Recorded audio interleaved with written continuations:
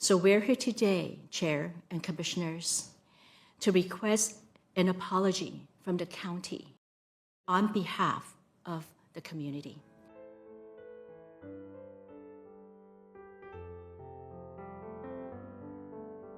On February 4th, 2025, Portland, Oregon's Multnomah County held a board meeting about the Chinese community's call for a formal apology for past injustice. They wanted to honor those who had been erased, disrespected, and forgotten. This meeting was a step towards recognizing a long-overlooked history. We cannot change the past, but we can acknowledge it, and I think that this is an important step in that direction. Lone Fir Cemetery is located in inner southeast Portland.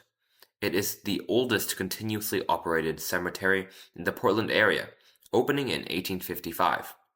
More than 25,000 people are buried here, coming from all walks of life. But there's a section of this cemetery that was almost completely erased from history for many years. Block 14.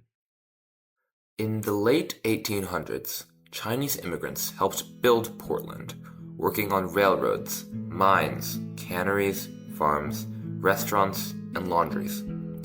At one point, they made up 10% of the city's population, but they were denied many rights. Even after death, discrimination followed them. Most Portland cemeteries would not allow Chinese burials or did not have proper infrastructure for cultural practices. Block 14 became one of the only places where they could be laid to rest. Between 1891 and 1928, nearly 2,900 Chinese immigrants were buried there. The Chinese Consolidated Benevolent Association, CCBA, managed the burials, ensuring proper rites were performed. Many remains were later sent back to China through a culturally significant process called bone collecting. A lot of the cemeteries would not take on the Chinese because of the Exclusion Act and because of their discrimination.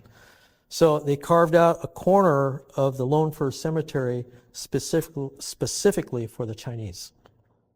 Even in official records of the cemetery, those buried in Block 14 were treated differently. Cemetery ledgers often did not record their names or places of burial, with a slur in place of their identities. We have two ledgers, a book this big, have the people's burial site, name, where they from, where they are born, and when they die, and where they come from.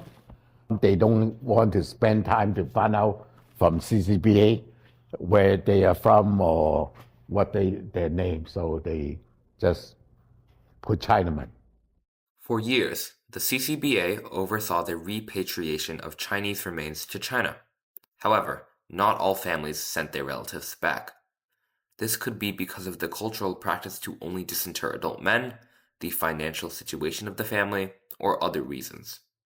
Thus many graves remained at Block 14. In 1948, Multnomah County took over the land. They then removed many of the remaining graves. They go, okay, just take the land to build without any communicate with the Chinese community. 265 graves were dug up, many with a bulldozer. Some remains were sent back to China, but others were discarded. There are no clear records of what happened to them. If that was a burial, if there were ever a lot of white people buried there, that building never would have gotten built. Once the land was cleared, Multnomah County built an office building for the road department over the site, called the Morrison Building. Block 14 was officially gone. In fact, the erasure was so complete that a Chinese-American employee who worked at the building didn't know he was working above a Chinese burial site. For decades, few people knew what had happened to Block 14. The Morrison Building stood over the site, and no sign marked the burial ground. That changed in the early 2000s when the county had determined that the Morrison Building was no longer earthquake safe. Therefore, plans were made to demolish it and sell the land to developers.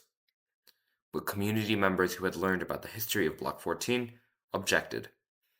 In 2004, activists called for an archaeological survey of the site before it could be sold, to verify earlier claims that nobody remained buried in Block 14.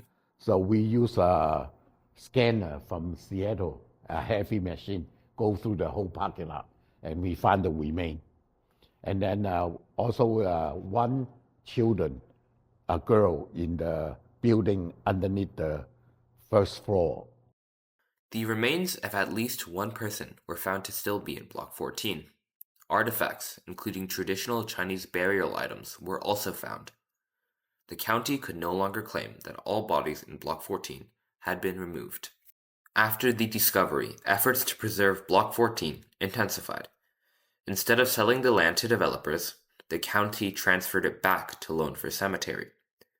The Morrison building was demolished, and the site was cleared. But recognition for Block 14 didn't happen overnight.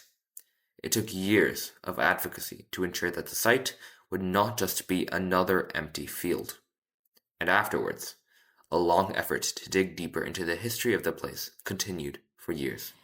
As layers of information unfolded, we uncovered the county's role in the erasure of this history, the disrespect toward the ancestors buried in Block 14, and the harm inflicted on the community. Activists pushed for a memorial, but a lack of funding stalled the project for nearly 2 decades. In the 2020s, efforts revived with the possibility of Parks and Nature Bond funding. Community members, including students, wrote to Metro to support the project. I think that the whole community has a responsibility to remember its past, but youth especially, as the ones who are going to inherit the future, we also need to remember the past and remember the past mistakes so that we don't repeat them. Now set for completion in 2026, the memorial will finally honor those buried in Block 14 by displaying their names at their resting place. In the design of this memorial, there's going to be spirit tablets with their names of the ones that we know. It's going to be actually listed. After decades upon decades of disrespect, the rights of the deceased of Block 14, the right to remembrance, respect, and recognition are finally being recognized. Those people were disrespected, all our ancestors, and they need to be recognized and the wrongs righted. The upcoming memorial will honor those who were buried at Block 14. It will list their names. It will acknowledge their contributions to the city. It will ensure that their resting place is never forgotten again. In addition, Multnomah County is fulfilling its responsibilities. An overdue apology and financial assistance to the project is being planned. Given the historic harm by Multnomah County officials, it seems apology is way overdue. I'm fully supportive of us coming up with the drafting an apology, but even more than that, moving further, learning as far as ways that we can allocate funds to support the project moving forward. I think we have to recognize our past. We have to, and really own up to the responsibility that we as a government have had in this, and the responsibility we have as representatives of that government today. Yet the path ahead is long. Discrimination, racism, and the dark past of America is still very present, and not everything has been corrected. Living generations must continue with their responsibility and work towards a better future. There's not a national monument to Chinese exclusion. There's nothing out there that really tells this broader history. Block 14 is a reminder that history can be erased, but it is also a reminder that history can be reclaimed and remembered, that the mistakes of the past can be acknowledged, that the people who helped build Portland and the American West deserve to be remembered, that we have a responsibility to uphold the rights of the deceased and the living.